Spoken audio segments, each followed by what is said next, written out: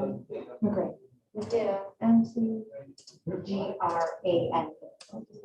Okay, great.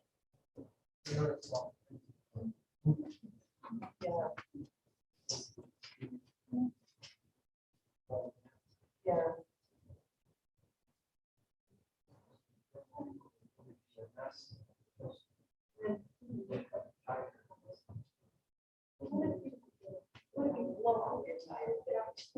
You can't use that. No.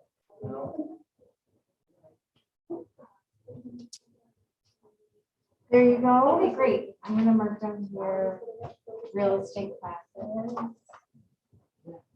Well, good evening, everyone. Thanks for coming out tonight for our home seller presentation.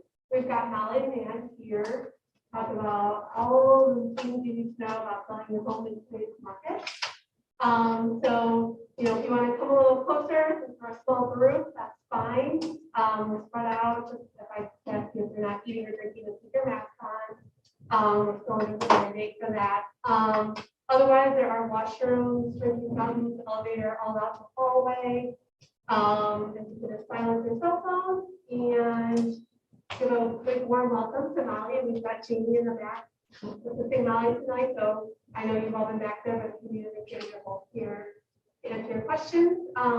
Please be sure to check out our flyers and newsletter in the hallway after the program for everything upcoming here at the library. And thank you so much for being here tonight. Yeah. So I just want to introduce myself. My name is Molly Mann. Jamie's practice in the back there. We work together as real estate agents. We specialize in Oak Lawn. You all live in Oak Lawn? Or yes, Oak Lawn. So we're Oak Forest. Oh, okay. Actually, we're right in North Carolina. We're tonight. Fingers crossed. But in our Oak Lawn, the city. Okay.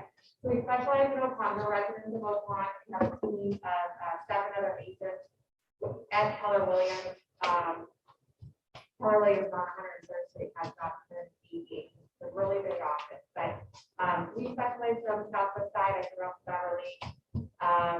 Did work at Evergreen Park and all the southwest suburbs. So anyway, if you have any questions at any time, please do not hesitate to ask them.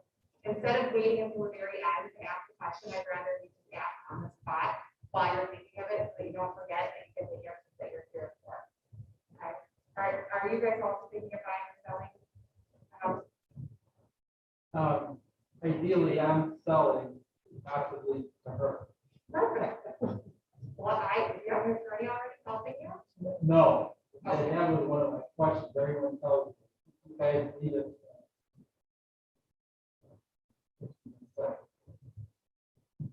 Yeah, an attorney. So in the past, we had an attorney come here and speak with us, but she was not available tonight. So we could talk about that kind of towards the end as far as if you have your price and your terms and everything worked out and you're good to go, an attorney will draft the paperwork and I can refer you to somebody who's local and knows the rules. Because your house in Oak Lawn? Yes. Okay.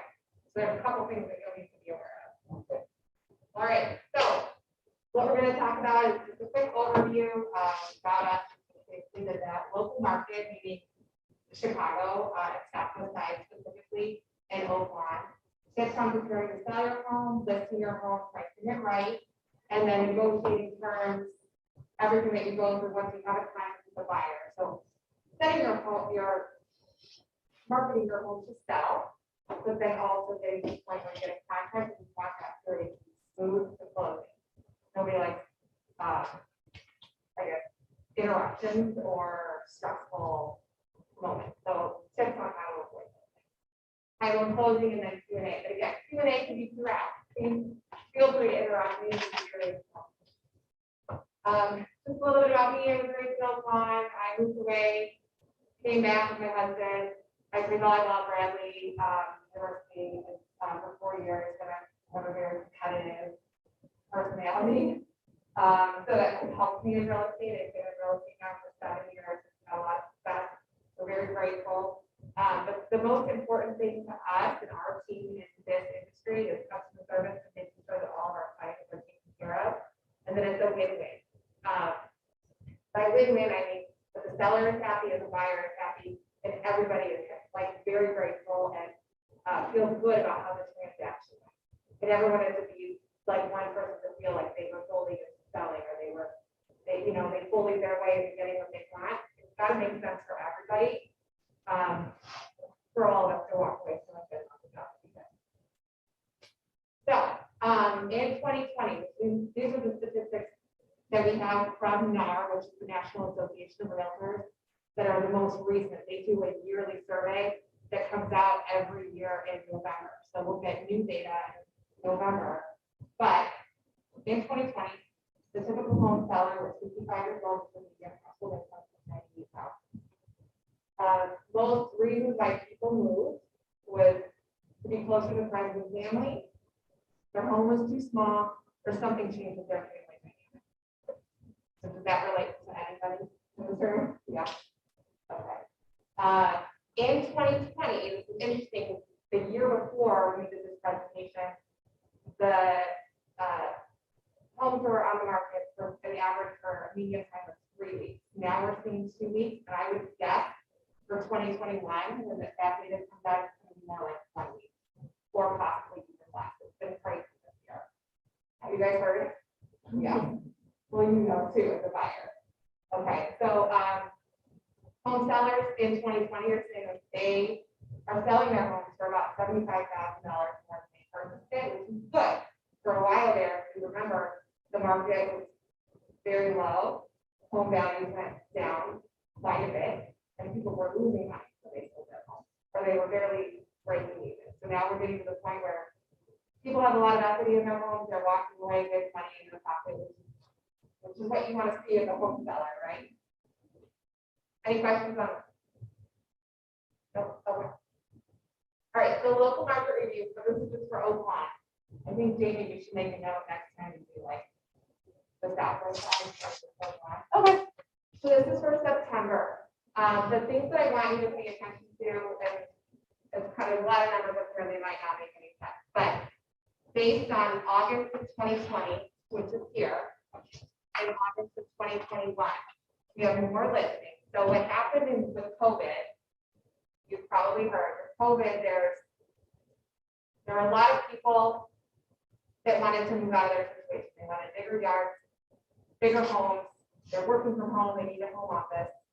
There were a lot of people who had been planning on putting their homes up for sale, but then all of a sudden they didn't have anywhere to go, or they didn't want people in their homes. They were afraid to have people walk through and look at it. They're, because they didn't want to get sick. So we had people holding back from putting their homes on the market. And then a lot of new buyers, low interest rate, there was a low interest rate for mortgages. So we had a lot of buyers who wanted, in Chicago, for example, to leave the city. Get out of the city. I don't need to work downtown anymore. I need a home office. And so they were all coming out to Oakland and the surrounding suburbs. So we had an inventory problem last year, which drove the prices up quite a bit. So now you'll see, but based on last August, to this August, we actually have more listings. So it's starting to loosen up a little. We have more homes on the market than last August, but still historically, this is a really low number. And then what you can also see is because sales price jumped. The average sales price jumped from 246 to 290 in 1 year. And this is just overall. So the prices, I have a story that I share with sellers and with other agents, is that a year ago, well, in March of 2020, I walked through a home. We were going to list it at 199. It was a pretty unique, like raised ranch with some really cool features, but everything was super old and old roof, old windows, old mechanicals, everything needs to be replaced. So we thought 199. Because of COVID, the seller decided to hold off on putting their home on the market.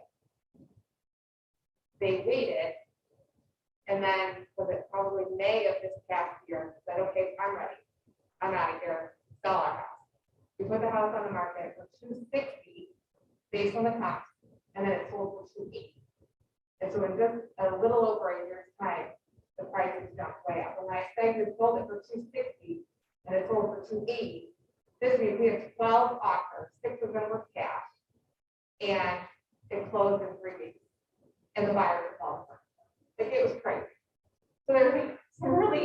nutty things that have been happening, and that's just one example of how much the market has really jumped up in this year. And many people are surprised that their home is worth now compared to the last time they checked.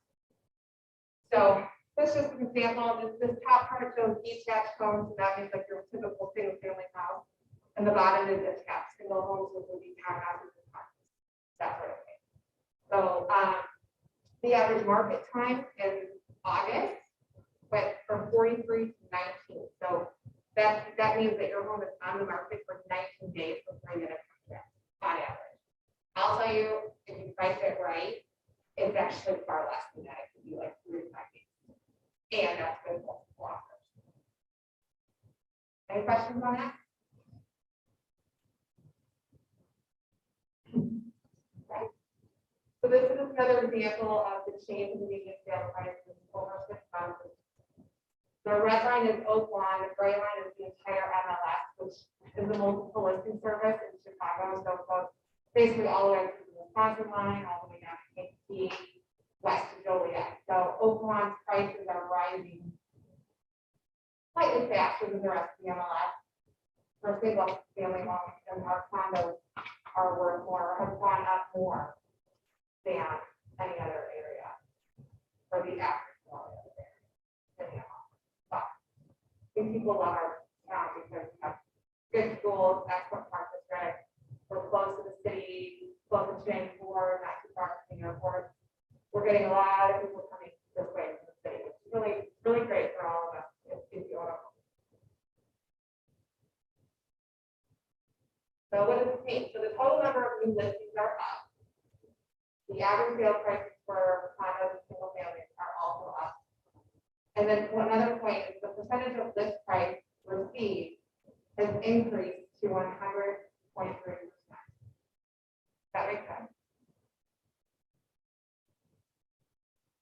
This means list price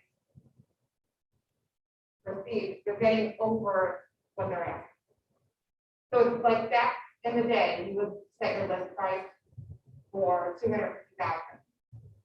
And somebody would come in at 230 or 225, and they would negotiate back and forth. That's not happening now.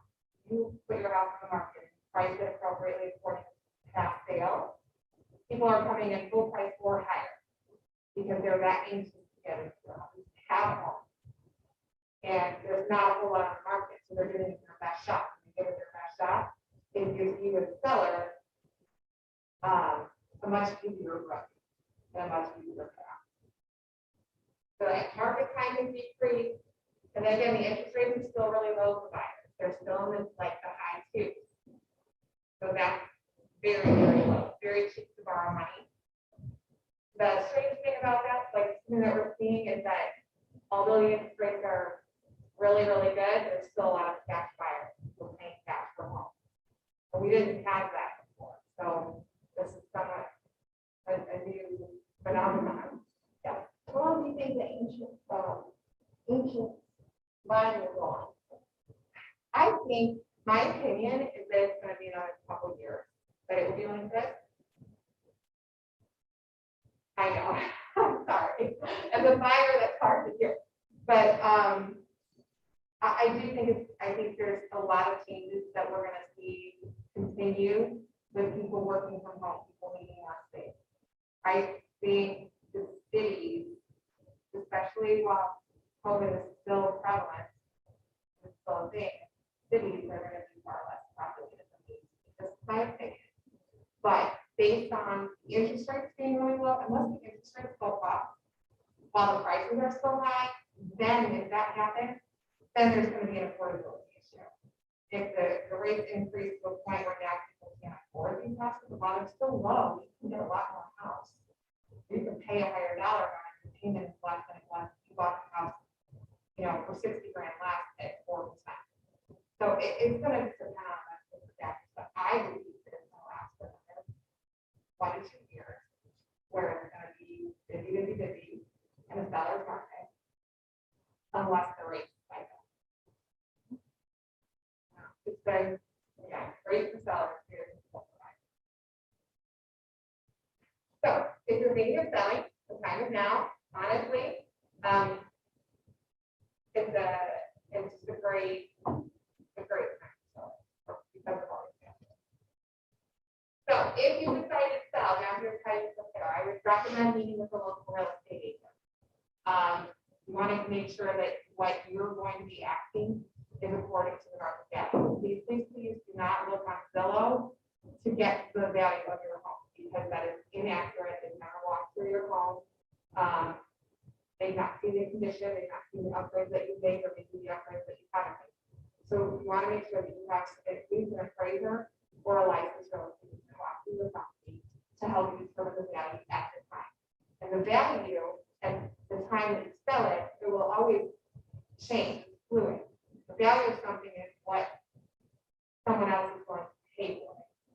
So when you're pricing your property, and actually we'll go through this on another slide, but when you're pricing your property, you want to make sure that you're looking at the last 6 months of closed sales only to establish the value. Because an appraiser, unless your buyer is paying cash, an appraiser is going to look at the last 6 months of closed sales of homes that are similar to yours in the same neighborhood as yours.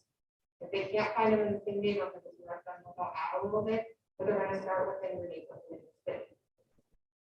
If you live in a raised ranch, they're only going to look at raised ranch homes. They're not going to compare it to anything else. So you want to price the last, according to the last 6 months of closed sales. But then if you're going on the open market, then you want to make sure that you're also priced more competitively than anything else that's out there. So if there's 3 other houses listed in your neighborhood and yours is very similar, you want to maybe just think about pricing it just under so that you sell your own house in that neighborhood. Does that make sense? So you look at 2 things when you price.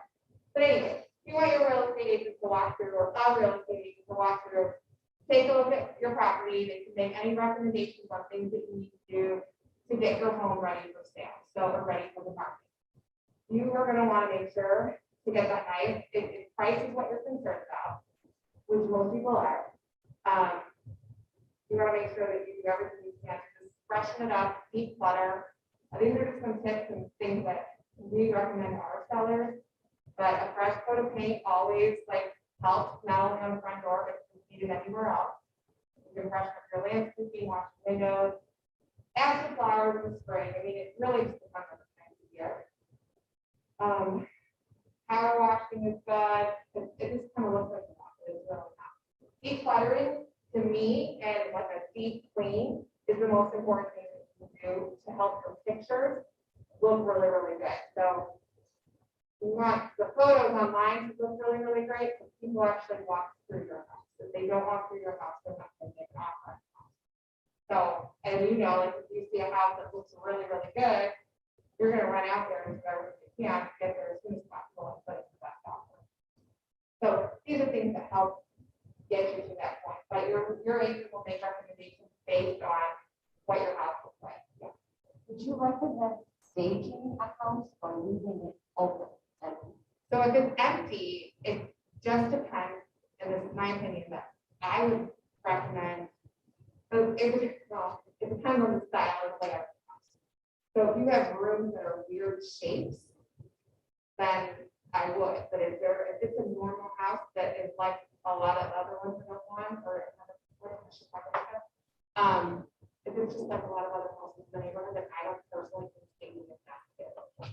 But another component of staging is the fresh paint, the cleaning, the power washing, that sort of thing. It is needed. I'm Polish. Okay, we're going to walk through your house. Yeah. I'm Polish too. So, yeah. Well, is there a market for selling as is? You didn't want to really do a lot of things to the house. Yeah. So right now, it's actually the best time I've ever seen to sell as is. We're not marketing the homes as is, because then buyers, there's a perception that it needs a lot of work. Maybe it does, but if it doesn't, I wouldn't market it as is, but a lot of the offers that we're getting are still as is. So It's still what? they're still as is. So they're making, on our contract, sales contract in our region, or for the state of Illinois, it's a 13% second to the last page, there's a paragraph that says added, the buyer would initial. So we recommend to our buyers, and we're seeing it on our listings too, is to go in with, whatever price you are. You have to always assume that there's competition right now. They're capped. And then you're gonna go in with the best offer you could possibly make, where you would have no regret if you lose it. So you're up against somebody. So what we're getting is at least full price, high earnest money, quick closing if that's the seller wants, and usually we'll say seller choose. And then added is typically always initial. We're not marketing the home as added, but you can. But if you do market it added, you have to expect that you might get lower offers. But yeah, you don't have to do any of this stuff if you don't want to. Typically, when you do things like this, and you're putting it on the open market and you have your professional photography and it looks really good, you're gonna inconvenience yourself less. I should say, like, showings are a big pain in the butt. If you're living in the house, if you're empty, you're not living there, you don't have to worry about it. But if you're living in the house and it looks as good as it could possibly look, you're gonna have showings back to back to back to back the first couple of days, and then you're done. Where if it doesn't look as fast, and people get there and they're disappointed, then you have people not making offers. And then you have weeks of showings, which is not what you want, and then you don't get full price. So things like this help a lot if you put in a little bit of elbow grease in the beginning of it. So Any thoughts on these companies see the advertise on TV? It's just like, as is, leave the stuff in the house and all that. yeah, I have a terrible story about them. I mean, I don't know a lot about them, but a friend of mine, a good friend of mine, who's a real estate agent, went on a listing appointment, and it was a house that was similar to mine at the time. And she recommended a price of $225.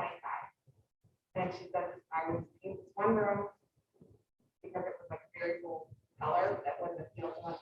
Made one recommendation, into one room, and I believe you'll get $225.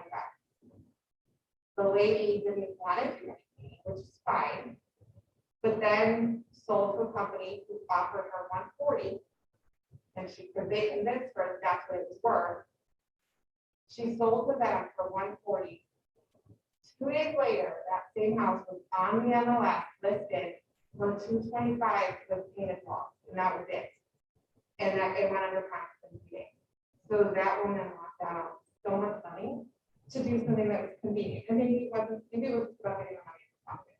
Maybe she just wanted to be done with it. It didn't matter that it was $8,000. But I would just be wary. And if you sell to one of those companies or think about selling to one of those companies, get a second or third opinion on that. Because those people or those companies that buy, they're in business. They're not going to probably want to pay you a fair market value with benefit. Yes. Okay. If I would think of that poor lady, like, oh my gosh, you could have, even without painting it, you probably could have gotten $215. All right, so if you decide to put your house on the market, meet with your realtor, sign paperwork, sign the property disclosure. One thing that's not on here that should be is the property disclosure. So if you ever have the legend disclosure if your house was built before 1978, there's a radon disclosure that is required in the state of Illinois. And then there's a real property disclosure. The real property disclosure has, I don't know, maybe like 25 questions on it. 24. And it asks questions like, are you aware of seepage and or recurring leakage in the house? Are you aware of electrical issues? It's like all these questions. Be honest on that disclosure when you fill it out, because if there was ever, even if you have only a little seepage that's only during heavy rain, write on there. Light seepage during heavy rain, because it's better slow than you get sued after you sell it. So if the buyer can ever prove that you have knowledge of leaking issue or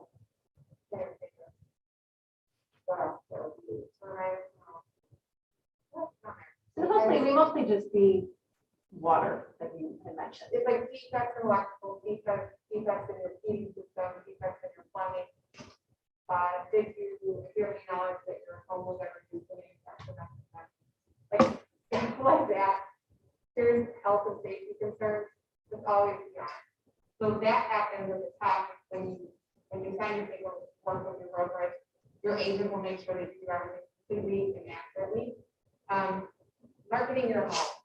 You want to make sure that your agent is putting it into the MLS because the multiple listing service feeds to all thousands and thousands of different websites. That's what is Zillow, realtor.com, Redfin, all those places. You want to make sure that it's visible to everybody. A new component that's on the MLS is you can actually list it privately. So if some people don't want their neighbors to know yet, the house is on market. So there's a private network of the MLS that will not be that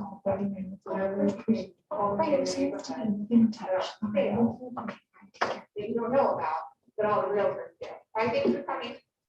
One person email you. Okay, great.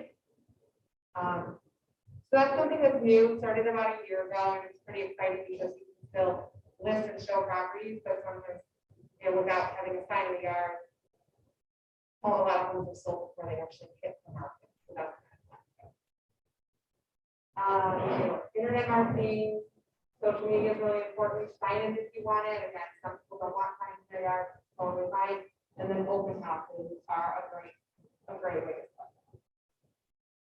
People say that open houses don't work, but I totally disagree. Pricing your home competitively, so you know what you pay does not matter. It's what the value of the comparable full homes are in the last 6 months. The first 30 days of your listing are critical.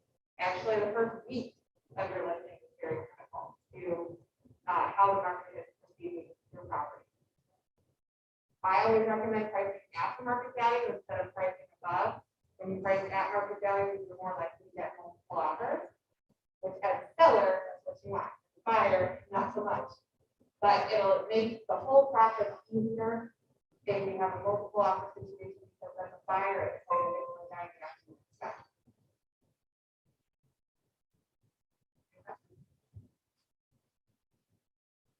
Is there a way to find out how much I bought the house? Yes. Wow. Well, there's a way we can find out. Oh, it would be, Yes, I think there is a way.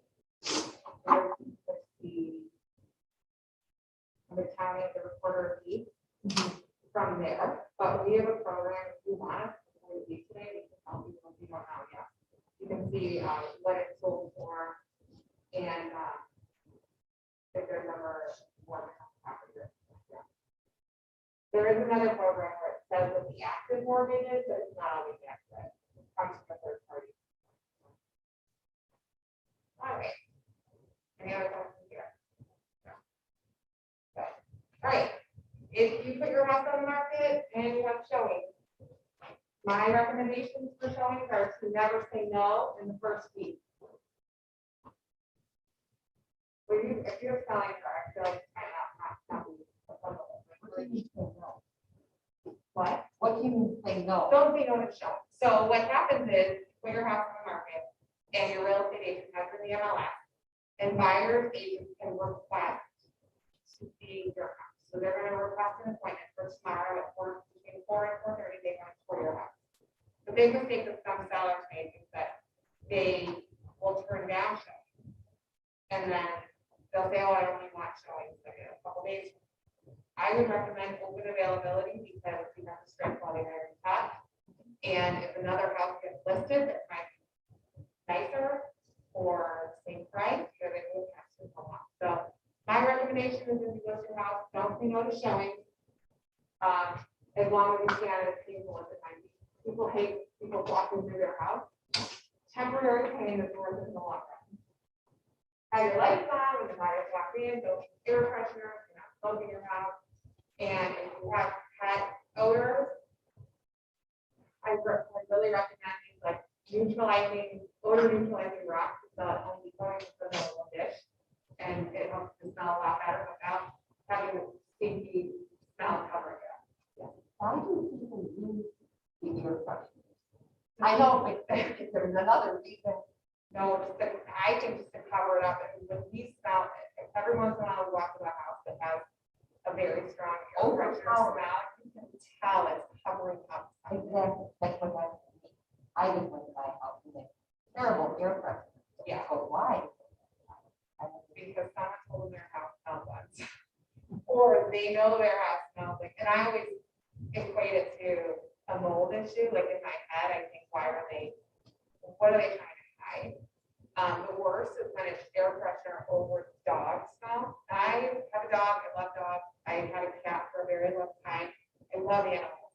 But some buyers are very sensitive to smell, and I have had buyers walk into a house and immediately walk back out. They're like, nope, can't do it because of the smell. So you want it to be like, number one, like you don't live there. Number two, like your pet doesn't live there. If you have ever smoked in your house, stop now. If you're getting ready to step.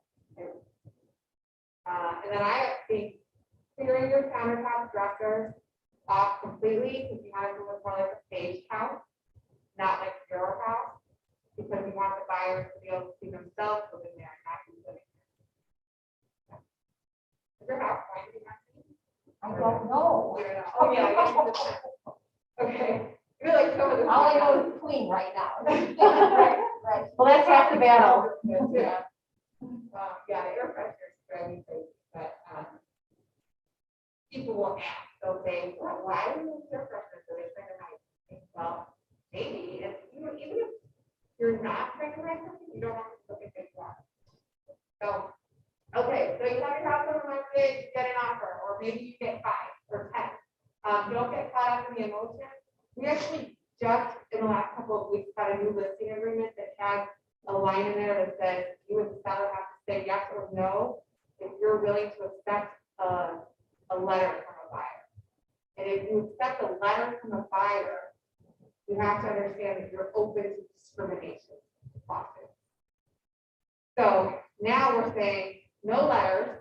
People would write a letter and have an emotional plea to the seller. You know, hi, my name is Molly. I have a husband and 2 kids and a dog and a cat, and we go to this school, or, like, you don't want your clients or you as a seller don't want to make a decision based on something that could be discriminatory. So it's just very important that you only focus on the terms. That's all that matters, not who's buying your house, not necessarily, how they're paying, yes, is important. Their financing, their loan type is important. But you just need to be very careful. So only pay attention to the things that are concrete and not the emotional aspect of it. Sales price is important. Closing costs are very common. A lot of buyers require closing costs in order to be able to obtain a mortgage. So when you get a mortgage, there are costs associated with it in order to get the mortgage. A lot of buyers have their down payment paid, but then you're not selling to pay the cost of the mortgage. That takes away from your bottom line.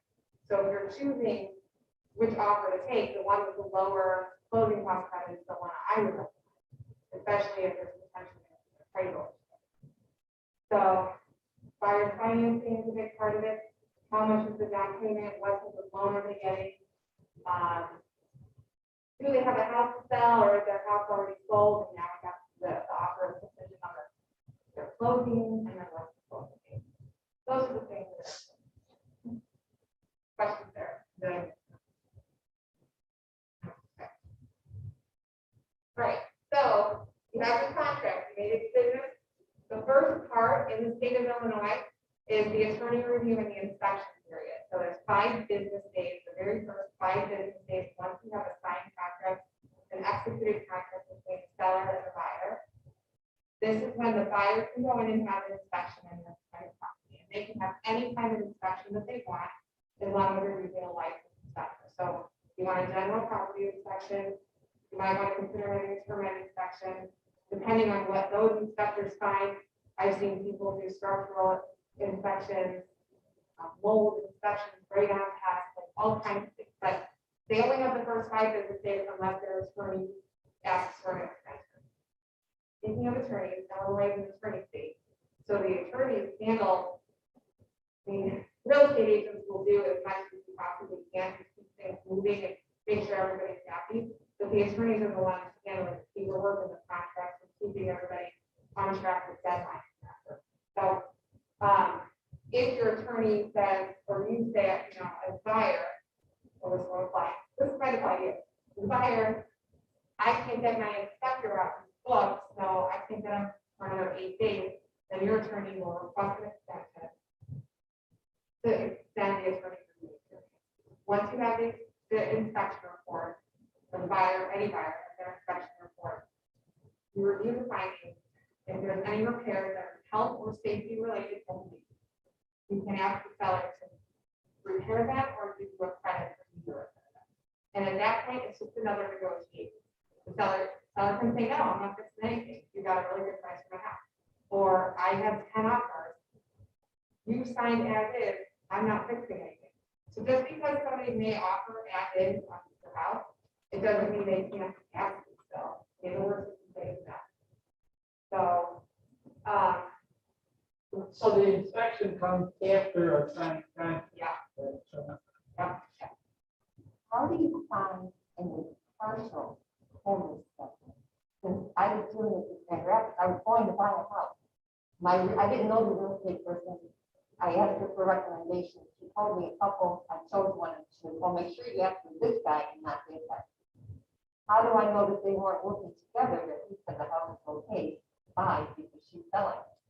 So my take on that is if the agent that you're working with has a good track record of success over time, then you can be assured, and it's my opinion, but you can be assured that she's referring to people that do their job the way they're supposed to.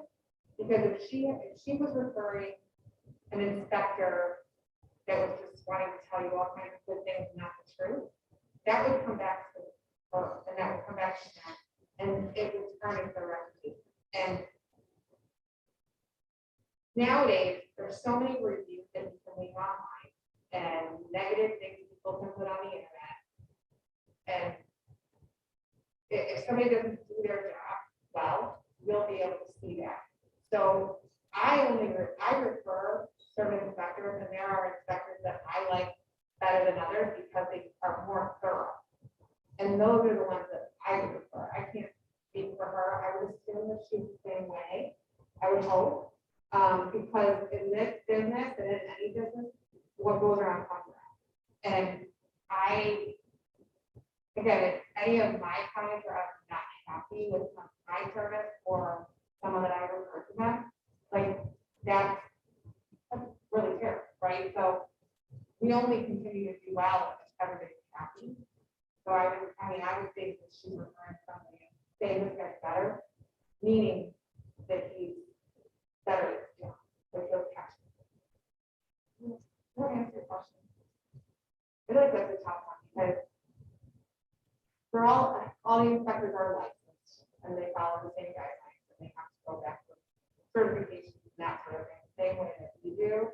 And they're supposed to all be looking at the same thing. But there have been inspectors that miss me because they can only inspect what they can see. They're not allowed to look at walls. So that's hard. But I would say if your agent has a good track record based on what you should see or have heard, then she's probably got a good inspector. Is it possible that one attorney could handle both parties? Yes, in a buy owner situation, I've seen it done, but both of you guys have to sign a waiver because there's a conflict of interest. So you have to basically sign off on it that you agree that the attorney can represent both of you. I've seen it happen.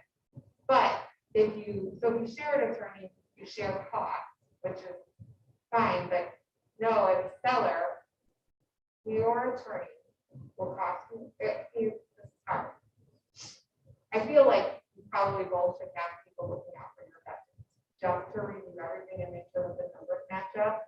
I've seen it done, where they share one, but the cost for an attorney is around $500 on both sides. So then the attorney gets, that represents the seller, makes money as commission from the title company. So that's another hidden fee. It's not really hidden because it's disclosed, but it's a cost that you need to take into consideration when you sell it by owner. And so the attorney will be getting paid double for both of you and then they can title. So for an extra $500, I think it's worth it to make sure that you're both, your interests are both. Each have their own. Yeah, I mean, you could do it combined. I feel like I've seen numbers get screwed up on settlement statements, and one attorney passes that and the other attorney does. And I think that I have two sets of eyes when it comes to people's money. All right, so part of the inspection thing, the village inspection, this would only affect you. Are you gonna, would you have a house ever or no? Oh, I live in Oak Forest. Oh, Oak Forest. I have a townhouse. Okay, so Oak Forest has a city inspection. I thought there was something happening. Oak Lawn just this past year started a sewer inspection. You heard about this? Yes. Have you had it yet? No. Okay. So, and Chicago doesn't have it. Maybe that's clear. But Oak Forest does have an inspection. I'm not familiar with exactly what the terms are.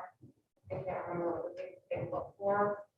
But Oak Lawn sewer inspection, about a year and a half ago, when they first kicked it off, no, April, this past April. They were stating that if your sump pump is tied to sewer, your injection is tied to sewer, it would have to be corrected prior to closing. Luckily, now that's not happening, but there still is a required inspection. It costs $100, and you pay for it. And to order it, I would order it probably pretty quickly, or at the time if you are selling on the market, I would, at the time that you get a contract with the buyer, I would order the village inspection, have it scheduled, they'll come out. Now they're just collecting it for data purposes only. They just want to know which houses have it correctly code and which houses do not. So you have to have it on the property, so schedule that. Yes, they come to your apartment. I don't want. I don't know. Isn't there something else in Oak Lawn where you go to the village hall or Yeah. something? Yeah. So transfer stamp is another clothing cost. I have a really great website.